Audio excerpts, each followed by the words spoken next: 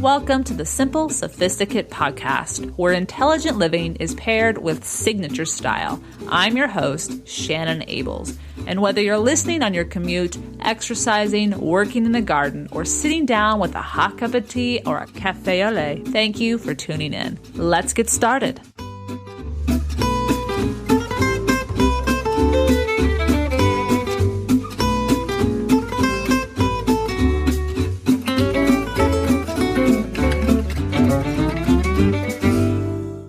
Welcome to the 85th episode of the SImple Sophisticate. I hope your weekend went well, and we're going to start February off in a really great way. We're going to provide some reassurance today. You hopefully are going strong into this new year, and we're looking at that second month. Well, many times on the blog here, I have compared the struggle of a butterfly that they must traverse to the journey that we embark on when we seek to live the life of our dreams. And I'll share a handful of those posts from the archives on today's show notes. But just as important as it is for us to understand the struggle to break free from a cocoon, to understand that we're going to have tough times to get to where we want to go, there is also an importance for the cocoon. And that cocoon is what I want to talk about today. We're going to talk about why it's important to trust the timing of your life. Just as pasta must be cooked for a particular amount of time to offer the ideal al dente experience to pair perfectly with the sauce that you've made, or just as it is best for the health of a newborn to remain in the womb of its mother the full length of the gestation period, timing is important. Timing makes a difference. If you allow a steak to remain on the grill for merely 2 minutes more, it can go from medium rare to medium. Add 2 more minutes and it becomes medium well. You get the idea. But you must at least cook it for at least 4 minutes on each side to have a steak worth eating at all. Perhaps I am just hungry as I was writing this episode. But with these analogies, the point is, everything has a timing that works best for it to produce its desired results. And each of these things, whether it's al dente pasta, a perfectly cooked steak, the maturation of a butterfly, or a healthy newborn infant, will be different according to its needs. Each of us is unique in this way as we were born into unique circumstances, experienced firsthand a childhood that is unique to us, whether we had siblings or not, because the context, what was going on in the world and the lives of our parents, differed, unless we were twins, of course. And our own personalities, our innate abilities, and personas filtered each experience in a unique way. And as such, we each have different lessons to learn to reach the full potential that we have the opportunity to attain should we seek this path in our lives. Perhaps you are religious, or perhaps you are not religious at all. Regardless, life has lessons it wants to teach you to help you along the road that you want to travel, that will bring you your most contentment. But it's up to each of us to recognize when we don't know something and need to stay in the, quote, school of life to learn the lesson instead of becoming frustrated and claiming that life isn't fair. In a post shared by author Elizabeth Gilbert on her Facebook page, actually, last year, January 2015, I'll provide a link to it, she notes an incident that prompted her to change a trip she had made and was excited to go on to India. A health issue of some sort, nothing uber serious, but it arose, and instead of respecting what her body needed, she tried to initially make the trip work until she realized that wasn't going to happen. She states, quote, "Life has taught me to trust in the timing of things. Nothing just happens. Events, signs, portents, and even problems occur when they need to occur." End quote. She reminds us that as much as we want certain things to happen or certain events to hurry up and materialize, we need to be more patient, more understanding. Whether you call it fate, destiny, or maybe it's life's way of saying, the student hasn't heeded the warnings given previously, and until they do, the lesson will be given again and again and again. The takeaway is sometimes life has better plans than we have for ourselves if we will just trust it. Sometimes the training you have done in college and in your first career per se is not to set you up for the career that you initially imagined or thought about, but instead for a career that wasn't even an option when you were in high school. However, when the job presents itself 15 or 25 years later, you realize, aha, that was why I had to be challenged in college and in the first few years, or maybe throughout the duration of my initial first career. That was why I needed to know these skills that at the time didn't seem necessary.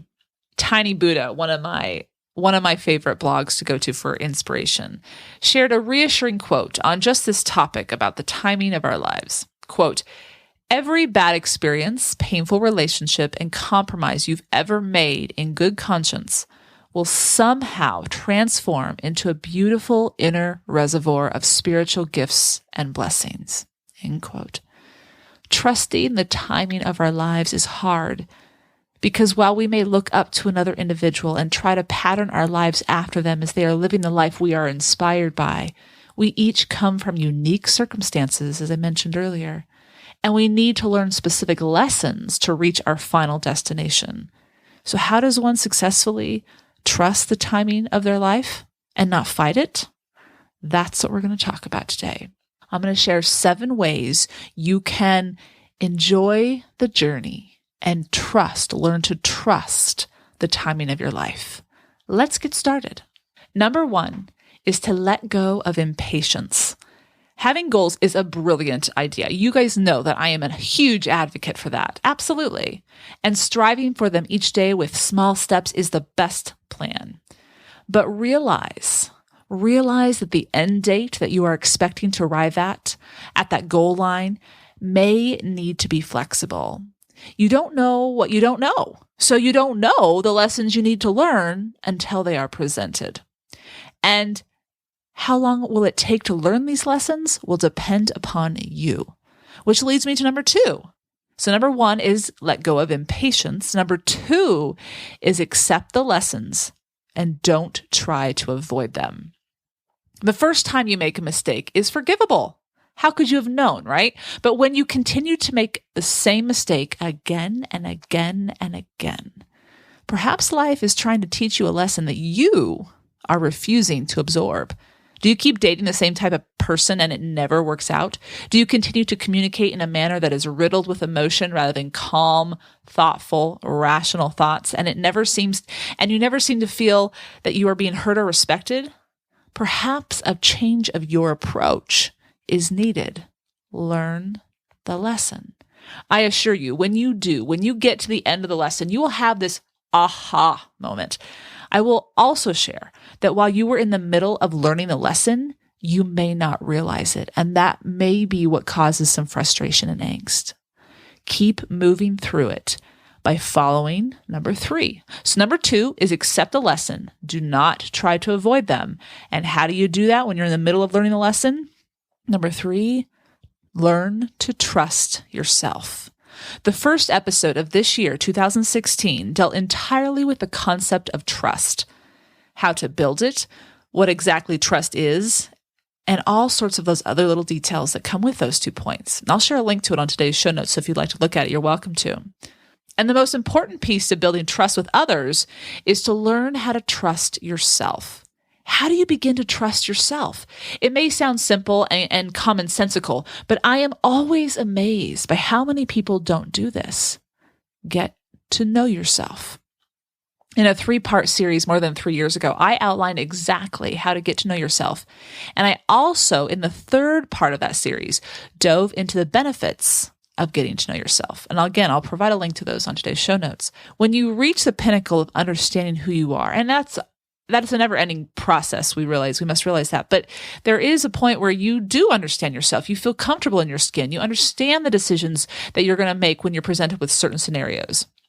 When you understand what can get under your skin, when you understand what makes you tick, what fires you up in the best possible way, and why and what you need, and where you are flexible in life, the decision-making process becomes easier. You can choose quickly this job or that job, that house or this apartment, continue dating this person or move on. You get the idea. When we don't know ourselves, we can't trust ourselves, and therefore we can't be sure about the lessons we need to learn. This will affect the timing of our life. So number 3 is learn to trust yourself. Number 4 is enjoy your own company. When you are comfortable with time to yourself, you don't make decisions that avoid being alone. While often you sincerely want to do what you say yes to, be around others, go and do different events, that's great. But if you are uncomfortable being alone from time to time, you will say yes, potentially keep making mistakes that disrupt the timing of your life. Again, it comes back to getting to know yourself so that the decisions when they need to be made are easier to make. If you don't want to do something, you say no. And there lies your power of trusting the timing of your life. You may want to say yes because you want this event or that person or whatever it is to be what you want it to be, but they can't be that. It's not ready for you. Your life isn't ready for that to happen. You can't force it to be. So it's important that you're okay being alone. It's important that you're okay in that every day where you're just doing your thing and enjoying the life you've created. So number 4 is enjoy your own company. Number 5 is be willing to persevere. I wanted to include this one because often I hear people say, well, it didn't happen because it wasn't supposed to happen. Let me clarify that a little bit. Let me put this into context. Simply because you were denied in your first attempt something that you are aching for, whether it's the ability to travel abroad, to have children, to own a house, to attain a particular job, to find the love of your life, doesn't mean life is denying you that path. The question rather is, what is it that you truly desire? Is the desire coming from you or society? That's paramount. Make sure you're very clear about that. Sometimes that does take time and it does take distance from those sources that are influencing you. You have to step away, find that courage. Then, if the desire is coming from within you, if you cannot squash it and it keeps being at the forefront of your mind, listen to this. Perhaps the universe or God or whatever you call divine intervention in your life is saying, you're not ready for it. I'm not necessarily taking it away. I'm just saying you're not ready for it. By saying you're not ready, this doesn't mean it's being denied you. What it means is you haven't learned the necessary lessons to either appreciate or make the most of the opportunity that will come when you are actually ready. In this instance, let me take you to number 6. So number 5 is be willing to persevere. Number 6, be honest with yourself. Sometimes it can be uncomfortable to admit where we need to improve, our weaknesses or places where we know we fall short. Perhaps we have trust issues. Perhaps we don't know how to communicate effectively or lovingly. Perhaps we don't know how to balance our budget. Okay? In each of these instances, simply getting to this realization is a huge step. When we are honest about what we don't know how to do in order to be successful in the pursuit of our goals, we can then go about finding the help and assistance we need to become the person we need to be to have the life we desire. So what does that look like? What does it look like when we get to that point? I know I need to improve on fill in the blank. Take that class on budget management or buy that book, whatever it is that you can afford or that's available to you. Schedule that appointment with a counselor or a life coach. That is a great investment in you. Or begin to change daily habits that have not yielded the results you seek. Maybe it's changing your eating habits, exercising habits, or spending habits, or gossiping at work or with your friends, and that's not producing the results you want. Start to change it. And then, so you've learned the lesson, you've changed and improved where you needed to change and improve, then let go. I know, that's the hard part, right? So number 6 is be honest with yourself. Number 7, become comfortable with unknowns. Okay, so now we've been honest with ourselves, we've gotten to know ourselves, and we've learned the power of perseverance. Now what? In a way, I'm going to circle back to number 1, which was, you guys remember? Let go of impatience. So number 7 is be patient. Again, a manual was not given to your parents on the day you were born, telling them what the future had in store for you so that they might adequately prepare you for what lay ahead. Nope. You are not a machine. You are not a tech device that was picked up at a store and here are the manual instructions. You are unique. You have your own journey, but you must begin to live. Be present each day. Savor it. Dance with life. And yes, see your journey as a treasure hunt. Learn the lessons when they are presented to you along the way. Indulge in the victories and successes as you traverse forward, no matter how winding this journey may seem to be. You'll get there. Technically, you already are there because you are exactly today where you need to be to get where you want to go tomorrow. So long as you heed these 7 tips that we've just talked about today. So number 7 is become comfortable with the unknowns. Trusting the timing of our lives is not an easy thing to ask, especially depending upon where you are currently in your life. Hopefully, today's episode offered some reassurance. And if my life experiences so far are of any consolation, I am trusting life now more than I ever have. As I said earlier this year, I had wanted to move to Bend more than 9 years ago. I kid you not, 9 years ago. It's my mid-20s. But the timing in many different arenas wasn't right. The housing market wasn't available to me. My teaching experience, as I now know looking back, I wasn't where I needed to be to get the job that I wanted. I tried 2 years ago, in fact, to acquire a teaching job here, but it didn't pan out. Upon reflection, that attempt 2 years ago fine-tuned me for my successful attempt that helped me arrive in Bend almost 7 months ago. Embedded in that experience is yet another life lesson. There is no such thing as failure, so long as you choose to learn from it. But that's my point. Every life experience is offering you fuel, knowledge, experience of which you can use later to be successful at attaining what you seek. Let me leave you with this last image or experience. I know it inspired me. I hope it inspires you. In late December of this past year, I was making my regular weekly walk along the Deschutes River here in not downtown Bend, but Bend with my dogs. And the afternoon sun was gradually sinking and the glisten of the sunlight danced upon the running water. As I looked out upon the river, I saw soaring upstream a blue heron, one of my favorite birds, as it always has been. Its speed lessened by the gentle breeze, but it still proceeded upward. And as it did, a second heron eventually came flying in from the far side of the river, heading the same direction. She or he was not waiting by the shorelines for this bird to come along. They were already flying. They were en route. And when they met, their speed was synchronized seemingly instantaneously upon finding each other as they flew off out of sight and around the river's bend. In many ways, each of us are one of these blue herons. We must travel the direction in which speaks to us. And at times we may have to soar alone, but the beauty is we get to soar. We get to soar. Sometimes we will have to go against the wind, and sometimes the wind will be at our backs. But we only get further along our journey if we soar forward.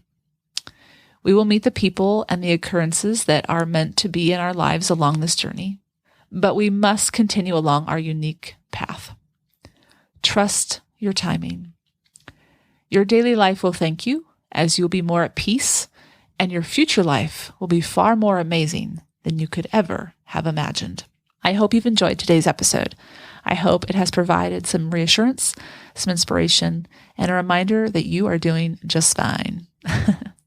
I'll provide all the links to the post I mentioned in this episode on the show notes today, thesimplyluxuriouslife.com/podcast 85. And thank you for tuning in. I still have a Petite Pleasure to get to, so do stay tuned. It's a series of books, actually, that I have been enjoying, and I'll tell you all about it in just a few.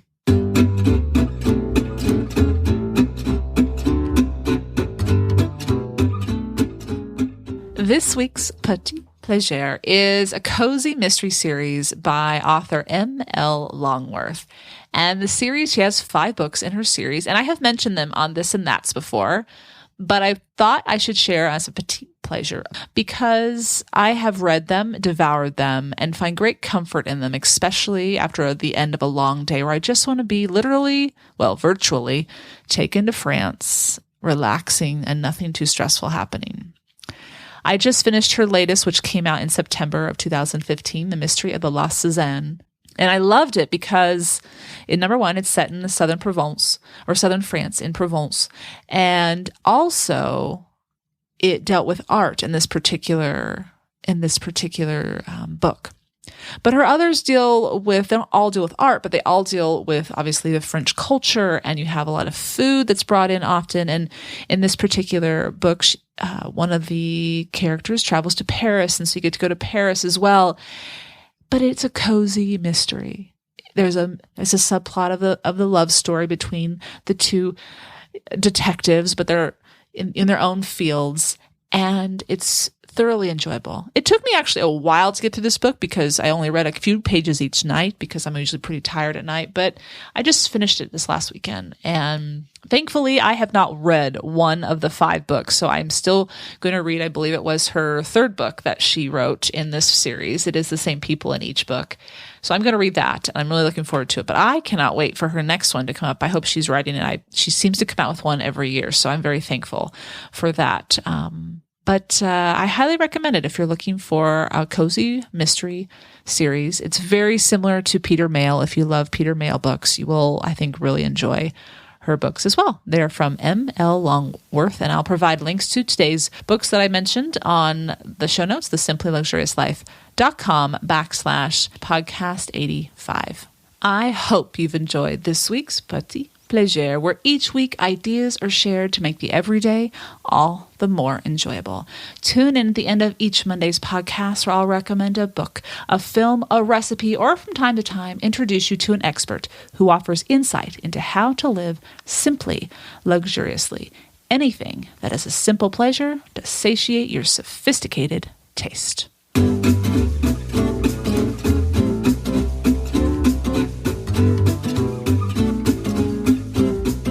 Thank you for tuning in to the SImple Sophisticate podcast, where intelligent living is paired with signature style. For more ideas and inspiration throughout the week, stop by the blog, thesimplyluxuriouslife.com, or pick up the book, Choosing the Simply Luxurious Life, A Modern Woman's Guide. Until next Monday, I'm your host, Shannon Ables. Bonjour!